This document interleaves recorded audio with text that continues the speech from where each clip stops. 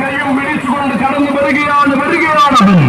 അങ്ങ് വടക്കൻ മണ്ണിന്റെ മടിത്തട്ടിൽ നിന്നും മലയാള മണ്ണിന്റെ മഹിമ നുകരുവാൻ വന്ന സുന്ദര യുവരാജകുമാരൻ താനാരെന്ന ചോദ്യം തന്റെ പേരുകൊണ്ട് കോറിയിട്ട് മടങ്ങുവാൻ എഴുന്നള്ളി വരികയാണവൻ. പുതുയുഗം മണ്ണിൽ പിറന്നു വീണത് തന്റെ തേരോട്ടത്തിന് തന്നെയെന്ന് അടിപറകിട്ടു തെളിയിച്ചവൻ. പുതിയ നിയോഗങ്ങളുടെ സിംഹാസനത്തിലേക്ക് നിലവിന്റെ വില്ലും കുലച്ചു എഴുന്നള്ളി വരുന്നവൻ.